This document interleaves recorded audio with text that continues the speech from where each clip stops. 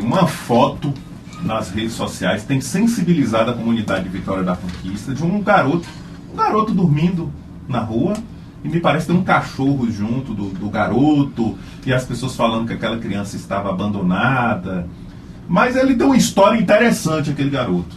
Para isso, nós convidamos a Cássia Eugênia Cardoso, que é coordenadora da Proteção Social Especial aqui em Vitória da Conquista. Ela é psicóloga e ela vai falar um pouco sobre a história do garoto. Cássia, a prefeitura tem conhecimento, sabe quem é esse garoto? Como é que se deu depois da publicação dessa foto? Como que os responsáveis pela área social em Vitória da Conquista agiram? Já conheci o garoto? Qual é a história dele? Gente, um prazer estar aqui. Na realidade, é uma criança, essa criança e essa família já é assistida pelos serviços socioassistenciais, mediante encaminhamento da vara da infância e até da própria Conselho Tutelar. Ele foi acolhido por uma situação de estar realmente nas ruas em um dado momento. Ele estava numa unidade de acolhimento, e a unidade de acolhimento é um encaminhamento protetivo para criança, em relação a criança e adolescente em situação de risco e vulnerabilidade. Estava lá sendo acompanado por profissionais, mas em um dado momento ele evadiu em uma situação de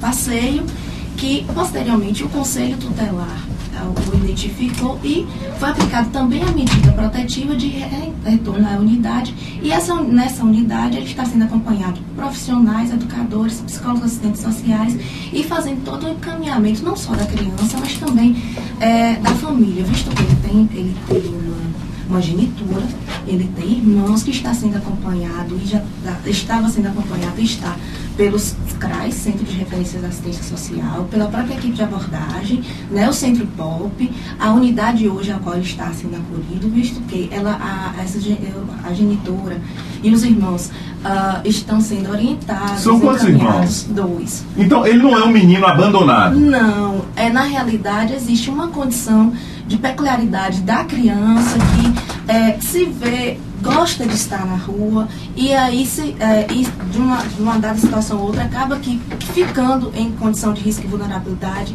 A mãe tem se preocupado com a situação, o serviço, como já tem apontado, tem feito a orientação, encaminhamento, bem como o Conselho Tutelar tem acompanhado diretivamente esse caso, e nós estamos acompanhando e orientando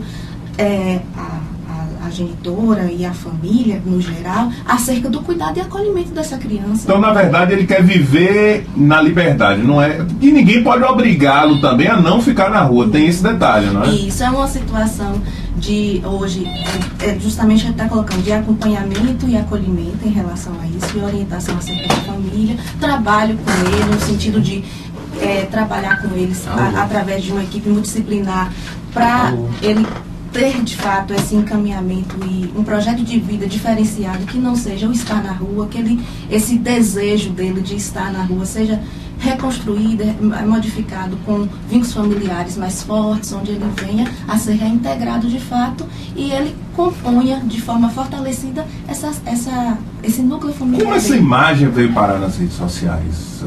Vocês que trabalham, que acompanham o garoto, têm noção? Porque houve, me parece, uma espetacularização de tudo isso. Uma falta de desconhecimento sobre uma questão de como essa rede trabalha, dos projetos, programas e serviços que atendem as crianças e adolescentes, não só a situação, mas em todas as situações de risco e vulnerabilidade, uma vez que desde programas específicos como o programa Conquista Criança, que o nosso prefeito, Dr. Guilherme Menezes, numa situação onde ele identificou em alguns momentos crianças e adolescentes em situação de lixão, criou esse programa para dar uma condição diferenciada com oficinas lúdicas e educativas para a superação da situação de risco e vulnerabilidade. Posteriormente, temos aqui uma rede muito ativa e atuante com CRAs, temos 8 CRAs aqui que atendem diretamente nos territórios de risco e vulnerabilidade, com equipes multidisciplinares compostas para subsidiar e acolher essa situação, CREAS,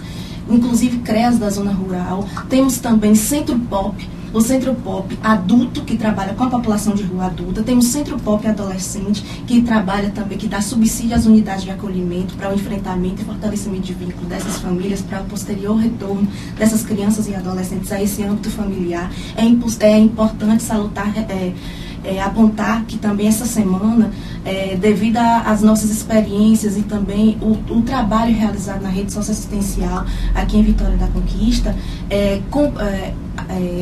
a Prefeitura foi convidada pelo Ministério do Desenvolvimento Social a relatar uma experiência exitosa que justamente o Centro Pop Adolescente em Brasília, com um seminário importante para subsidiar a construção de um equipamento relacionado à população de rua, em especial a criança e o adolescente. Então, além disso, temos um centro integrado, como acho que haja visto de vocês, acho que você já conhece, o Centro Integrado dos Direitos da Criança e Adolescente, que reúne desde o Sistema de Garantia de Direito, Vara da Infância, Defensoria, Promotoria Pública da Infância e Juventude, CREAS, Conselhos Tutelares, que temos 3 aqui, além da Zona Leste e Zona Oeste, temos também da Zona Rural, além de CREAS específico para a mídia socioeducativa, e nesse centro integrado temos o Portal da Saúde e da Educação e do Cadastro Único, para dar maior subsídio, encaminhamentos e efetividade das ações, além dos conselhos de direitos. Então,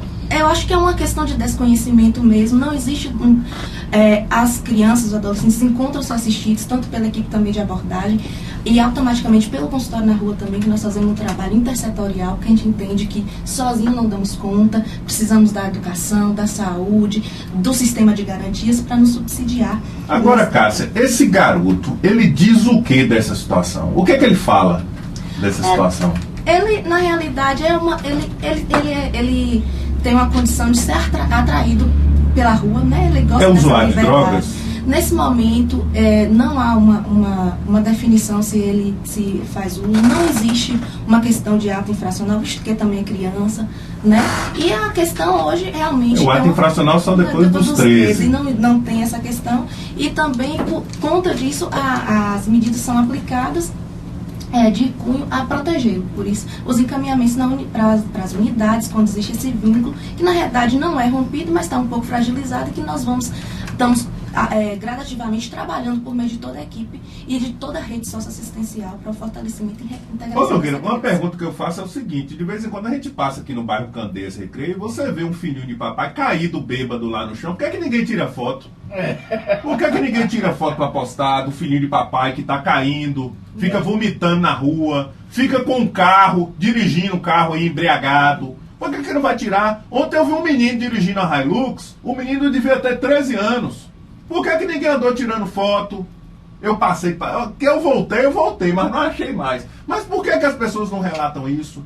Agora o menino, porque o menino é pobre, de uma família, está fragilizado, ficou naquele instante, ficou numa situação fragilizada, deitado no chão. Qualquer menino faz isso.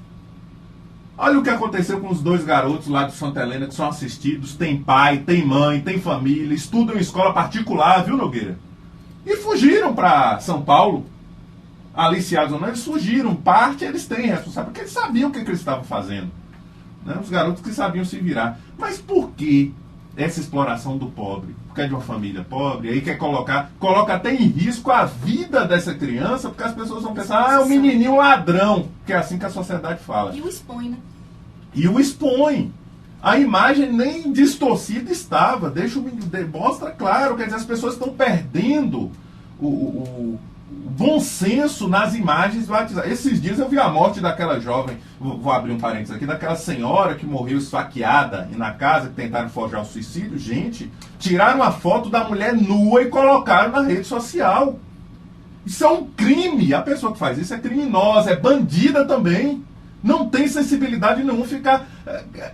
quer dizer, além da pessoa ter sofrido a violência, ter sido assassinada, a família ainda vai ter que conviver com a exposição da imagem daquela senhora. Não importa se ela era bandida, não era bandida, não era. Mas se fosse, mesmo assim, não justificava. O povo tem colocado cenas aí na internet, e isso a gente recebe muita mensagem, as pessoas, a gente distorce as imagens, as pessoas, não, cara, a gente quer ver a imagem sem nada, quer dizer...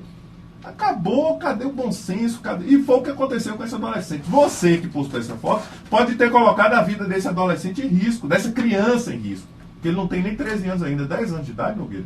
Muito pouco para estar na rua. Muito pouco para estar na rua. Mas também, por que essa pessoa não chamou essa criança, não conversou com essa criança, não perguntou por que ela estava ali? Não era muito mais fácil? No sentido humano de se falar, é mais fácil no sentido humano, mas mais fácil no sentido de se explorar a imagem. A pessoa vai lá, tira a foto e faz aquilo ali até com uma perversidade, morrendo de saber a realidade de como aconteceu, como tudo está acontecendo. Por que não ligou para a polícia e falou, ó, tem uma criança aqui de 10 anos aqui que está abandonada, até porque me parece que ele não estava mal vestido nem nada. Não era uma criança que você vê que fica na rua. Existe a criança abandonada, que não tem família, não tem pai, não tem mãe, mas tem essa criança que tem mãe, tem genitora, tem família. Mas o problema, Nogueira, é que o mundo atrai, a rua atrai. Como a Cássia, a psicóloga Cássia disse, aí o menino cai na rua. E ele tem até uma adolescência já antecipada, não é verdade, Cássia? Por conta disso. Né? Ele tem o estímulo sexual, o estímulo de viver como adulto na rua, de ser levado, às vezes, de forma mais rápida para o mundo das drogas. Tem tudo isso. Quer dizer, ele vive numa situação fragilizada. Isso. E levando toda essa situação em consideração, por isso que nos serviços, nos programas e nos projetos que os acompanham, existe toda uma equipe multiprofissional para dar subsídio a essa situação. Inclusive com vistas a construir projetos de vida que venham a dar outras possibilidades para essa criança, para esse adolescente que tem essa condição de vida diferenciada, que tem essa vivência, essa experiência nas ruas.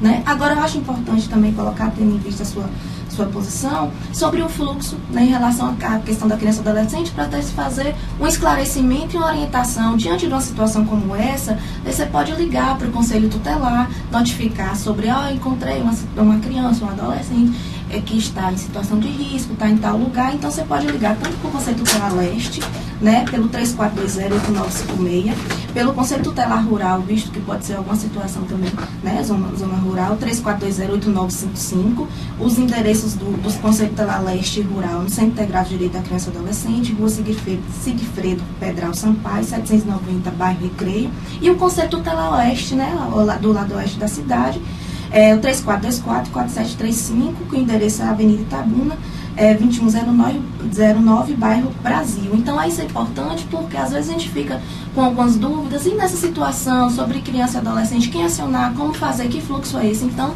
aciona os conselhos tutelares que eles vão realizar todas as intervenções necessárias. Cássia, só para lembrar nosso ouvinte, quem tirou essa foto, se tivesse acontecido qualquer coisa com esse adolescente posterior a isso, você estaria respondendo por omissão. Se esse menino é morto, se esse menino é torturado, se esse menino sofre algum tipo de violência sexual ou não, quem tirou essa foto e sabia que ele estava naquela vulnerabilidade, Nogueira, responderia por omissão, que é crime. É partícipe também na violência que esse menino sofreria. Então é bom que fique o alerta e que isso sirva de exemplo aos nossos conquistenses em relação a essa questão da criança. A criança não é uma criança que anda cometendo ato infracional, até porque criança não comete ato infracional, né, só a partir dos 13 anos. Era uma criança que tem família, que estava naquela situação fragilizada, mas se alguma coisa acontecesse com aquela criança logo após aquela foto, você que tirou essa foto aí seria o responsável. E é bom que fique bem claro isso. Cássia, nós conversamos aqui com a Cássia Eugênia Cardoso, coordenadora da Proteção Social Especial, ela é psicóloga. Cássia, muito obrigado pela participação. E que o trabalho continue, e que as nossas crianças sejam bem assistidas. A gente que agradece, em nome da Prefeitura Municipal de Vitória da Conquista, por meio da Secretaria Municipal de Desenvolvimento Social, a gente agradece esse momento de esclarecimento. Brasil, nada.